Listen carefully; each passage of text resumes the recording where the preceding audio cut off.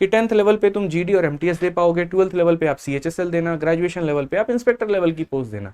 ठीक है, अब यहां पर आता है कि देखो क्या क्या कारण होते हैं जिससे बच्चे फेल करते हैं। अक्सर मैंने देखा है, बट मैंने कहा यार कभी वक्त रहा तो जरूर बताएंगे। ठीक है, लेकिन आज मैं आपके सामने सारी बातें प्रत्यक्ष रूप से रखता हूं कि क्या दिक्कतें आती हैं।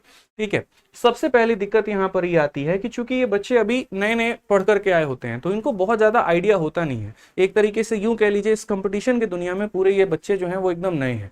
ठीक है, इनको अभी पता नहीं मैथ्स में ज्यादा क्या पूछा गया, इंग्लिश में ज्यादा क्या पूछा गया, रीजनिंग का सिलेबस क्या है क्या नहीं है। तो यहाँ पर जैसे इन्होंने 10th में सीखा, 10th में क्या सीखा या 9th क्लास में क्या सीखा कि मास्टर साहब आते थे, पढ़ाते थे और एनसीईआरटी की किताब होती थी, पढ़ करके जाते थे, हम लोग पेपर दे देते थे। ये भी लगभग कुछ वैसा होगा, जबकि ऐसा बिल्कुल भी नहीं है।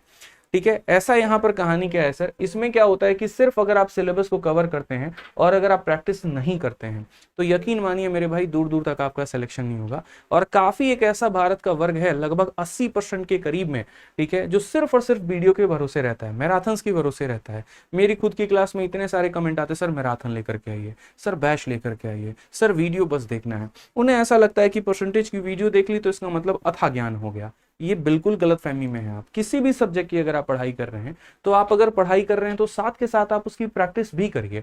आपको करना पड़ेगा प्रैक्टिस अगर आप इस नौकरी को चाहते हैं तो। अगर आप मैथ्स पढ़ रहे हैं तो आप मैथ्स की प्रीवियस ईयर के क्वेश्चंस लगाइए, आप इंग्लिश पढ़ रहे हैं तो उसकी क्वेश्चंस लगाइए, क्योंकि जब तक नाउन पढ़ने के बाद में आप नाउन के सवाल नहीं लगाओगे, आप कैलेंडर पढ़ने के बाद में कैलेंडर के सवाल नहीं लगाओगे तो वीडियो से तो अब देखो कैलकुलेशन की वीडियो होती है, कितने सारे ट्रिक्स अवेलेबल है इंटरनेट पे, लेकिन उसमें से आपको पेपर के समय कितना याद आता है, कितनी सारी चीजें आप यहां पर अप्लाई कर पाते हो।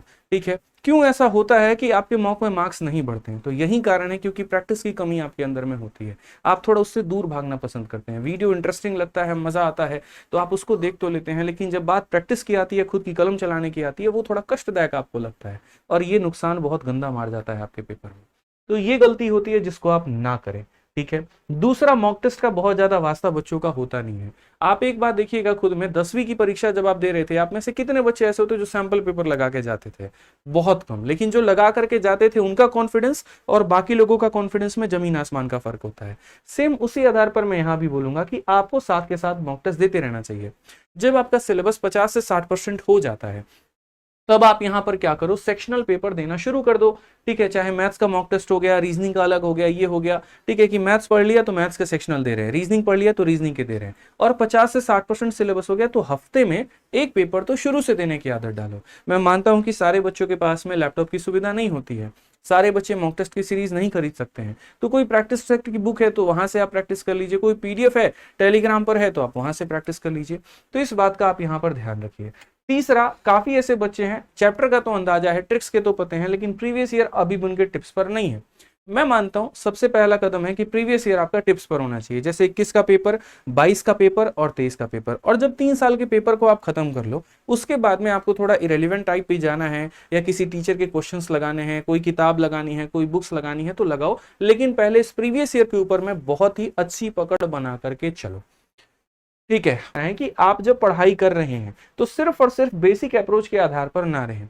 मान लीजिए मैं भी हूं, कल के दिन मैंने भी आपको पढ़ाया, तो फिर भी आपकी एक क्वेस्ट होनी चाहिए, एक थ्रस्ट होनी चाहिए कि यार मुझे इसका और स्टैंडर्ड फॉर्मेट लेकर के जाना है। और ये धीरे धीरे धीरे धीरे आप सीखोगे, पहले दिन आप सीख ही नहीं सकते। हम खुद आपके पास में हैं, आपके साथ में हैं, आपके बगल में हैं।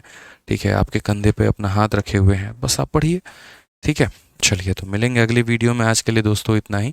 अच्छे से पढ़ाई करिए, खुश रहिए, मस्त रहिए, ध्यान रखिए। Love you all, take care, bye, thank you.